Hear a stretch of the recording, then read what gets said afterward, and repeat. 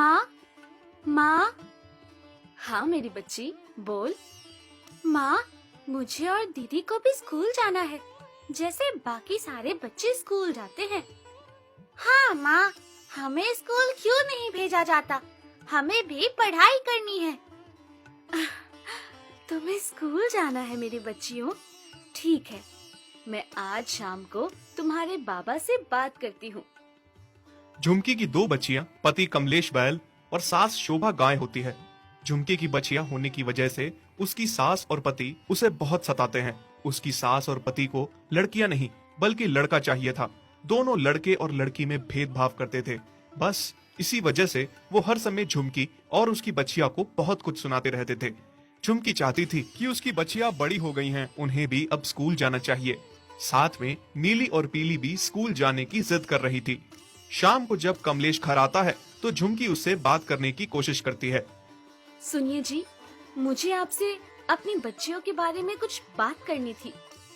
क्या हुआ? क्या बात करनी है तुम्हें? अच्छी भली तो है दोनों। जी मैं ये बोल रही थी कि अब हमारी बच्चियां बड़ी हो गई हैं, उनकी भी उम्र हो गई है स्कूल जाने की।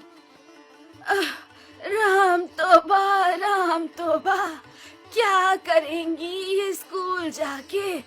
करना तो चूल्हा चौका ही है ना। फिर भी मैं कहती हूँ, क्यों मेरे बेटे का खर्चा बढ़ाने का सोच रही है? पहले ही क्या उसके ऊपर कम जिम्मेदारियां हैं? कोई जरूरत नहीं है इन दोनों को स्कूल भेजने की। वारिस तो इस घर का दे ना सकी, अब इन लड़कियों को स्कूल भेजने का सोच रही हो? हाँ। सही कह रही है माँ, इनको स्कूल भेज के मेरा क्या फायदा?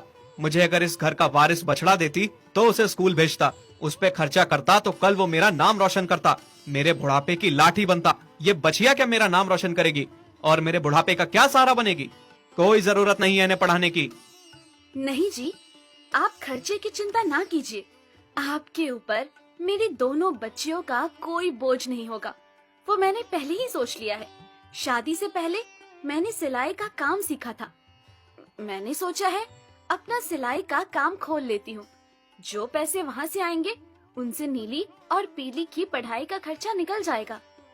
राम तौबा, बेटा देख, तेरी बहू के पर निकल आए हैं।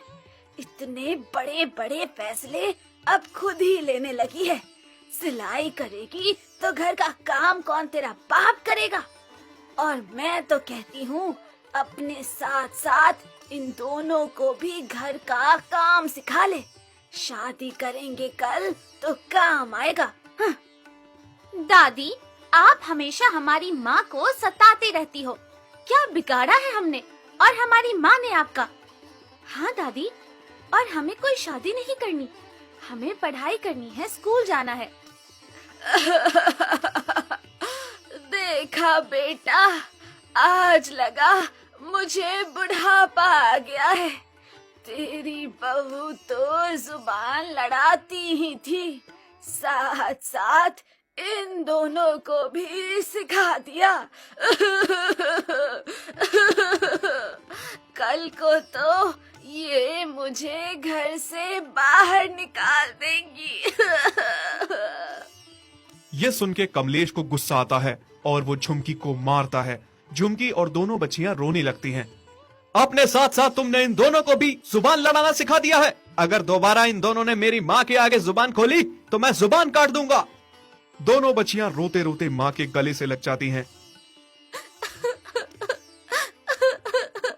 माँ, दादी और बाबा हमें प्यार क्यों नहीं करते? क्या लड़की होना पाप है? नहीं मेरी बच्ची, ऐसी बात नहीं है, कोई पाप नहीं है। तुम दोनों तो मेरी फूल सी बच्चियां हो ना। और तुम दोनों चिंता ना करो, तुम दोनों जरूर स्कूल जाओगी। मैं कुछ करती हूँ। कुछ ही दिनों में झुमकी अपने पति और सास को जैसे तैसे दोनों बच्चियों के स्कूल के लिए मना लेती है। घर का सारा काम करने के बाद वो बच्चियों को स्कूल छोड़ती और फिर अपनी सिलाई सेंटर जाती। झुमकी अब खुश थी कि अब सब धीरे धीरे हो जाएगा, उसकी बच्चियां पढ़ लिख लेंगी। रोज आते जाते झुमकी और उसकी बच्चियों को रास्ते में उसका मुंह बोला भाई मिलता, जो कि पुलिस में था। वो झुमकी की बच्चियों को बहुत प्यार करता था। अरे झुमकी बहन, ये लो, मैंने दोनों बच्चियों के लिए कुछ मिठाई और पताशे लिए हैं। अरे भैया, आप क्यों रोज इतना खर्चा करते हैं? कोई बात नहीं बहन, तुम्हें तो पता ही है मेरी कोई बच्ची नहीं है, तो इन्हीं दोनों में मुझे अपने बच्चे दिखते हैं, और ये दोनों हैं भी तो बहुत प्यारी। माँ, मामा कितने अच्छे हैं ना।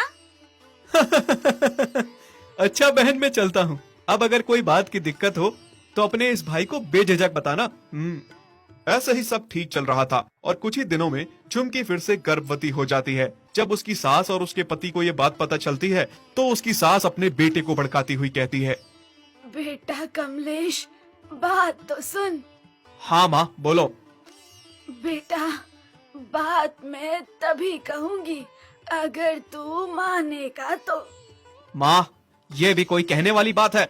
आज तक कोई आपकी बात टाली है जो आज टालूंगा? आप कहिए तो सही। बेटा, तेरी बहू फिर से पेट से है। मैं नहीं चाहती वो फिर से एक बचिया को जन्म दे। मैं चाहती हूँ इस बार इस घर का वारिस बच रहा है। माँ, चाहता तो मैं भी यही हूँ। हाँ बेटा, मैं तुझे वही समझा रही हूँ।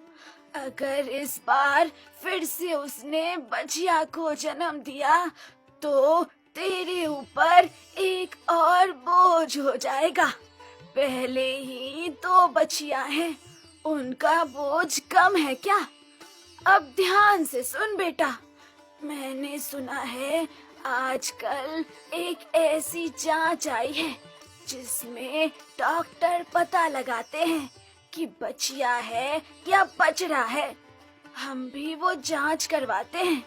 अगर बछड़ा हुआ तो हमारे तो भाग खुल जाएंगे, और अगर बचिया हुई तो वहीं के वहीं बहू का गर्भपात करवा देंगे। बस अब तुझे बहू को किसी भी तरह मना के अस्पताल ले जाना होगा। हाँ माँ, आप सही कह रही हैं। मैं कल ही झुमकी को अस्पताल लेकर जाऊंगा। अगले दिन कमलेश और उसकी सास झुमकी को जांच के बहाने से अस्पताल लेकर जाते हैं। झुमकी की जांच कराते हैं और फिर, क्या हुआ डॉक्टर साहब? जांच सही हो गई ना? क्या है, बछड़ा ही है ना? हाँ डॉक्टर साहब, बोलिए ना, बछड़ा ही है ना? नहीं, हमें जांच से पता चला है कि आपकी पत्नी के पेट में बछड़ा नहीं, बछिया है। हाय भगवान, हमारी किस्मत ही फूटी है। कैसी बहू मिली, एक बछड़ा तक नहीं दे सकती। बेटा, अब तो बहू का गर्भपात करवाना पड़ेगा। हाँ माँ, आप सही कह रही हैं।